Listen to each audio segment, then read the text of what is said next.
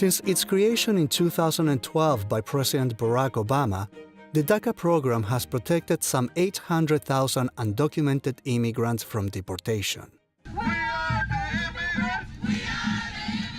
However, on September 5, 2017, the end of DACA was announced, causing uproar from immigrant rights organizations and affected communities across the country. It is estimated that the termination of this program could affect up to 700,000 lives.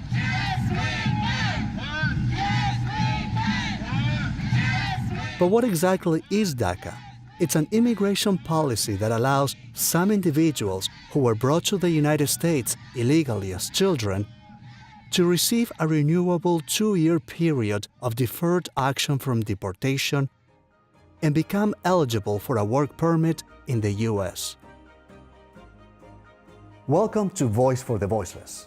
Hello, I'm Peter Pereyra, and today we'll dive into this issue which has been front and center of the national dialogue.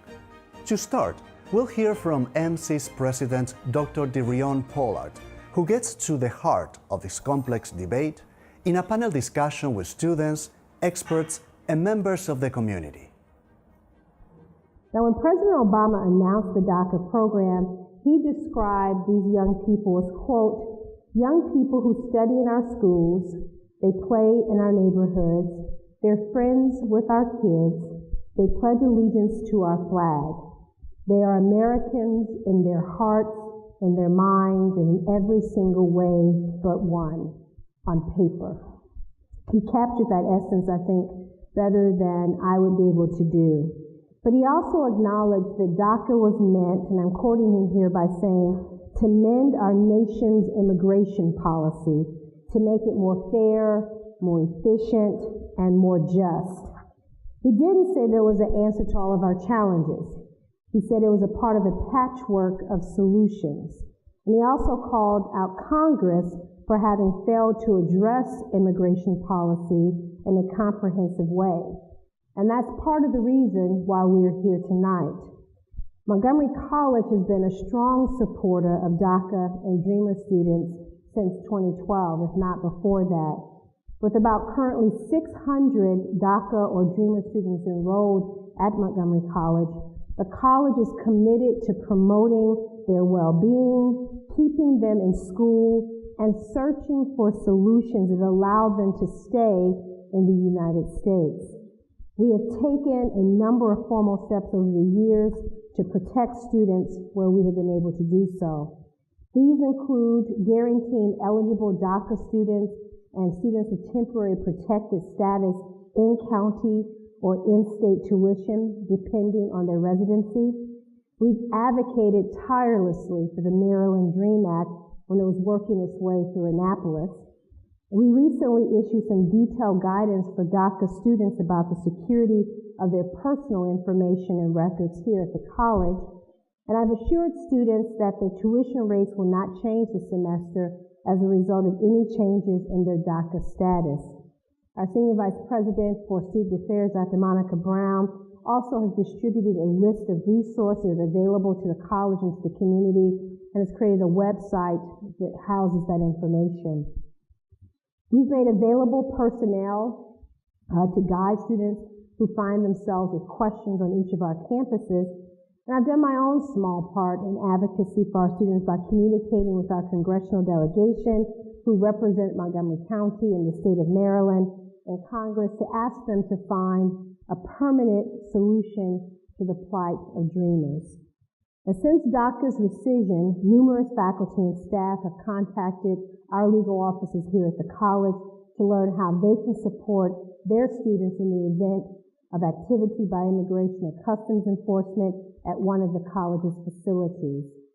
And while we think this is unlikely, and we hope that it is, we have sent guidance to our faculty and staff about their rights and the rights of our students in interactions with ICE officials on our campus.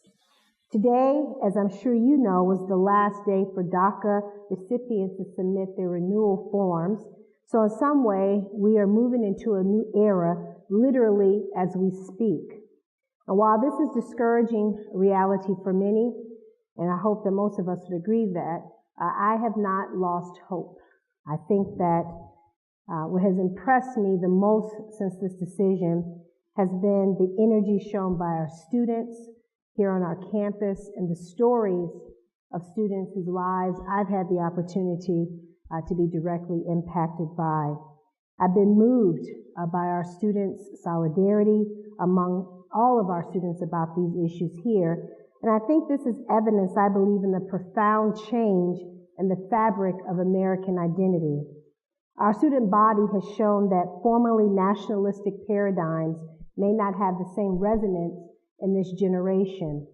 As a nation, we will have to allow for ways in which we outgrow certain traditional paradigms.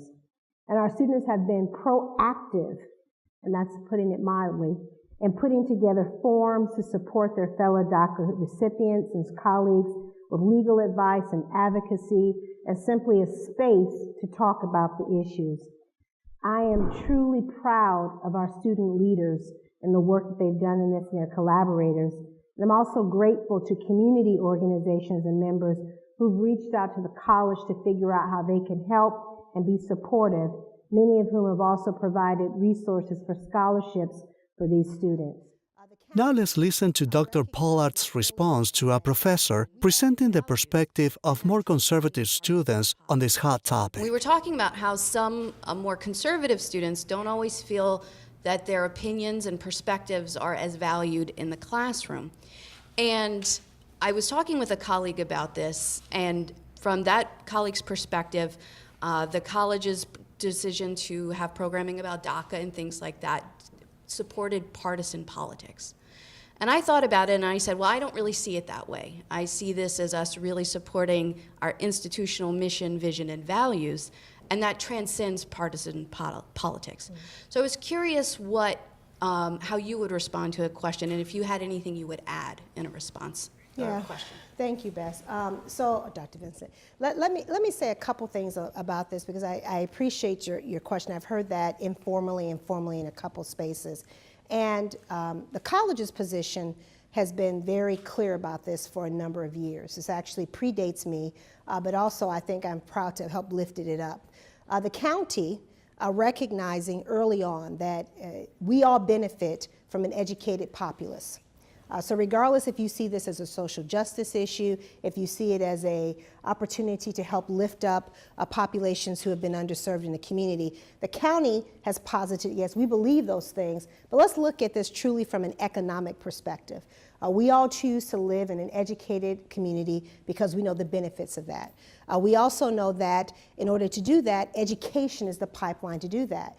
So continue with the federal government, who had a K-12 mandatory commitment to this. They have to respond to and serve students regardless of ability, background, and immigration status. Our county said we will continue to support the college in this space because we believe at the end of the day we all have both recognized education as both a private good and a public good. So what I would offer to that is that the ability to advocate now has been something the Board of Trustees empowered me to do.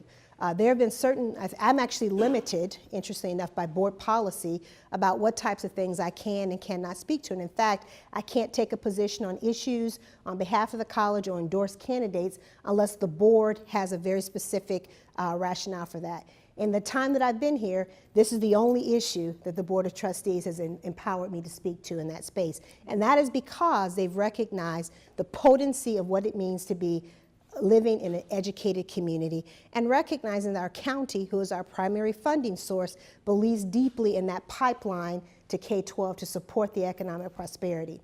I think that I would love to have a healthy debate with anyone who would offer that this is not in the best interest of the county, this is not in the best interest of the college, because I don't believe that, both not from a political perspective, but for me, it's an intellectual one. I can't wrap my head around that as an intellectual argument. So for me, if we want to, and I do think there should have healthy spaces to talk and debate, I would love to see faculty in this space having a debate around many number of issues. The board and I have chosen to advance this because we recognize, we believe that it's an economic issue for our county.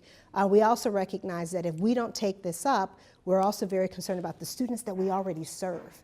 And that's the part that I think is sometimes lost in this conversation. We can have broad conversations about national immigration policy. We could talk about all the great stuff that folks like you talk about and our social scientists talk about, all of that's important. At the end of the day, we've chosen to posit this as a student issue that we currently serve as an economic one for our county. And I'm hopeful, I think that every opinion is valued and warranted and should have the opportunity to be expressed. That doesn't mean that we're always going to agree. And at some point, and as we all know in academia, that's part of the reason why we chose to come to it, because we could have safe places to have those types of conversations. And if someone feels they can't have those conversations, that concerns me, and I'd be happy to work with anybody to figure out how to do it. Here are some interesting numbers presented by Dr. Gilad of the Migration Policy Institute that provide a holistic perspective. I just wanted to start by giving an overview of some of the numbers in terms of DACA recipients. There are a lot of numbers floating out there, and it's a little bit confusing, so I just wanted to give an overview. At the Migration Policy Institute, we estimate that there were 1.3 million people who were eligible to apply for DACA, who met the age requirements, education requirements, and years in the U.S. Of those, as Dr. Pollard said, just under 800,000 were ever approved for the program. And then the government put out some statistics a couple weeks ago that said that currently there are 690,000 young people in the country who hold DACA. And they also gave some statistics about those DACA holders. So we know that the great majority are from Latin America. 94% of DACA holders are from Latin America, and 79% are from Mexico alone. The application rates were lower for those who are eligible from Asian countries. Just 3% of DACA holders are from Asian countries. We know that the average age of DACA holders is 24 years old, so a lot of college age or young adults. In terms of states, the biggest number of DACA holders live in California. About 29% live there. The next biggest states are Texas, Illinois, New York, and Florida. Here in Maryland, they estimate that there are around 8,000 current DACA holders. So that's just a little bit over 1% of all DACA holders who are in Maryland. And then at the Migration Policy Institute, we tried to look at some of the jobs that DACA youth are holding. And so in kind of like broad education broad occupation categories, we saw that DACA holders tend to work in food, preparation and service occupations, in sales and related occupations, and in office administrative support. And we compared those occupations to those who are worked by similar, undocumented, or unauthorized immigrant young adults. And those who are not eligible for DACA tend to work more in outdoor kinds of jobs, in agricultural work or construction, whereas those, as I mentioned, who have DACA work more in indoor, white-collar occupations. So that kind of shows some of the promise of DACA, of being able to have work authorization and move into hopefully higher-paying jobs and different types of jobs. Next, Mr. George Escobar, Senior Director of Human Services at CASA de Maryland, explains how DACA came into existence and how it can benefit many Montgomery College students. So first of all, we're going to talk a little bit about DACA itself, what it is, how to benefit from it. We're calling it a victory because that's what it is for our community. It is a victory that we created for ourselves. This is not something that was bestowed upon us by a political figure, no matter how much we all like President Obama. He didn't give this to us because we were nice people, right? He gave this opportunity to us because we fought for it and we asked for it. We demanded it. And that is the only way to create positive social change in this community. It's standing up for your rights. It's joining with your community and making sure that we're all accounted for. So, what does it really do? So this was his first step. It was a step he created in 2012 after years and years of advocacy from youth, just like the youth you see here before you. To first of all, legalize a certain segment of the community. When I say legalize, that's, I'm basically talking about having the opportunity to work and be recognized by the U.S. government and not being harassed by immigration officials and not being harassed and threatened with things like deportation. This was an opportunity that President Obama had, to respond to the demands of the community, and he stepped up in 2012. We call it our first step and our first victory in immigration reform. There's still a lot more to be done, but this was a very important step that he took in 2012 to provide opportunity, like the two gentlemen that we see before you and hundreds of thousands of others, to go to school, to have a job, to provide for their families, to have a future in this community, right? Now, there are a lot of things that it did beyond just providing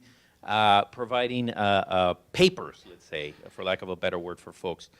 It did also limit the powers of Immigration and Customs Enforcement, or known as ICE, right? It limited their ability to deport these folks. It used what was called, what we continue to call prosecutorial discretion on these folks, and through their discretion, allow them to remain in the country and allow them to not be deported. And one of the limitations, as you can see there, is that it's an executive order. An executive order meaning that it's not a law. This is something that was bestowed upon us by the President of the United States. So long as he's there, this program continues. In order for it to survive or strengthen or expand, we need to work on who's going to be taking his place in the White House, right? This only lasts as long as he's around.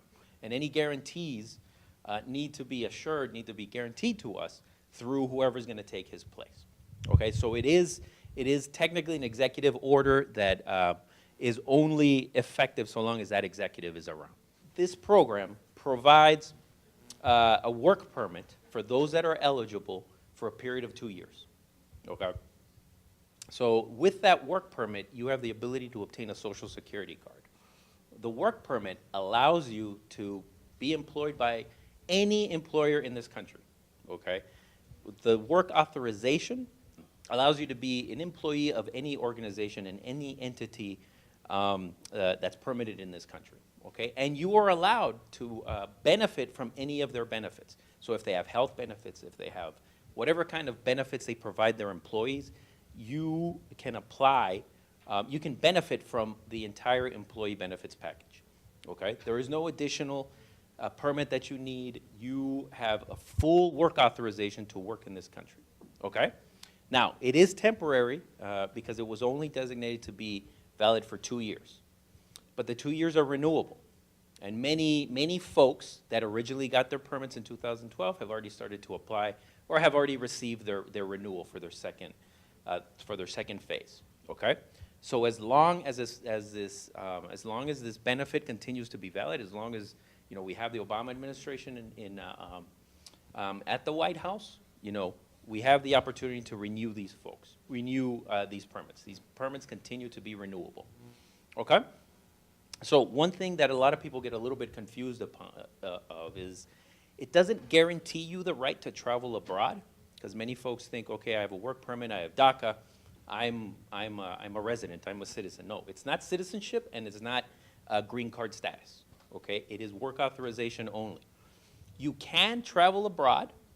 There is an opportunity to travel abroad, but that's an additional permit you have to request from the U.S. Citizenship and Immigration Service. So it's an additional permit you get just for that particular trip that you're going to take. And there's only certain reasons why you can travel. If you have a family emergency, there's about 4 different types of categories that you can apply under, okay? But remember, like even when you obtain your DACA, remember it doesn't guarantee you the right to travel. You can travel, right? But you just won't be able to come back in unless you have the second permit, okay? So nobody's gonna stop you at the airport and say you can't travel. You can travel, but you won't be allowed back into the country unless you have the second permit, okay?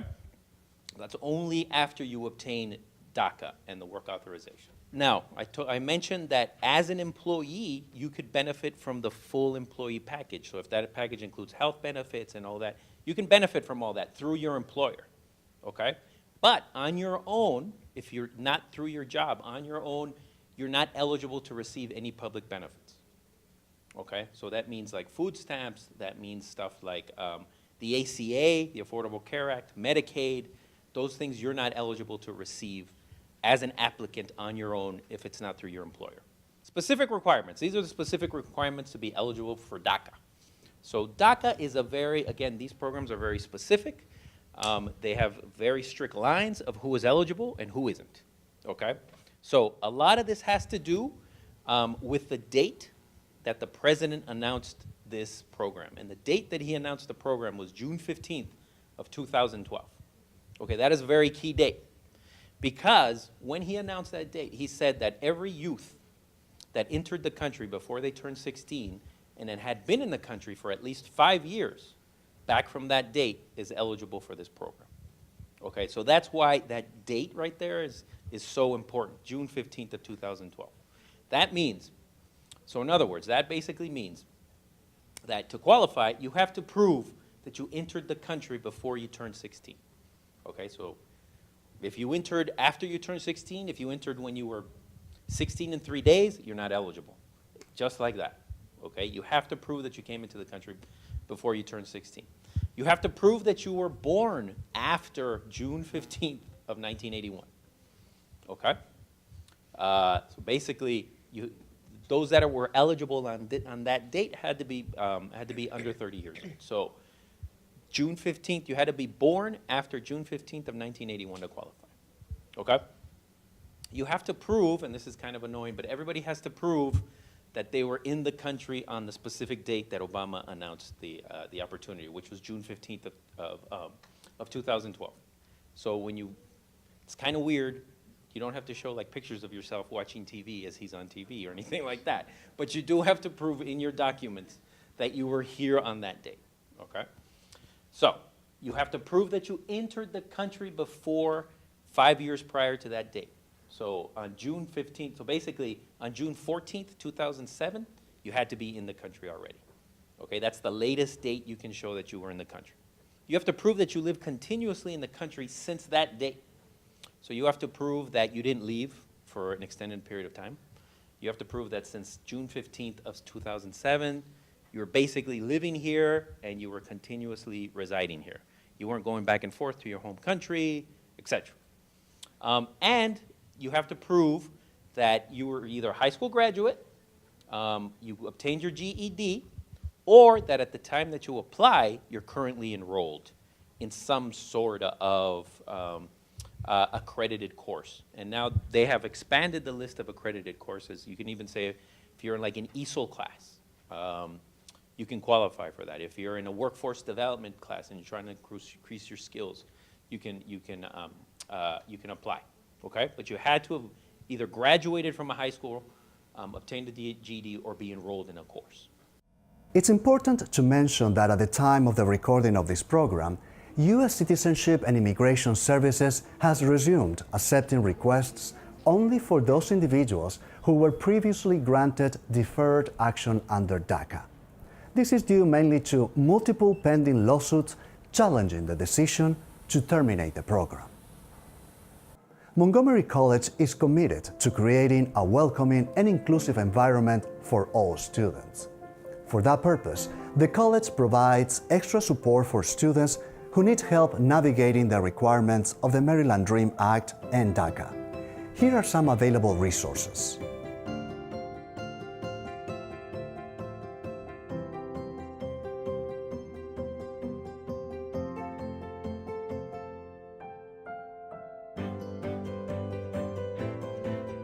Thank you for watching.